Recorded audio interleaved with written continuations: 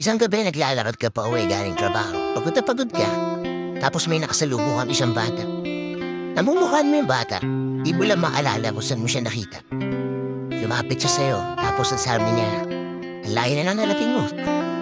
Proud ako sa'yo. Pagod ka na, pero hindi ka sumusuko.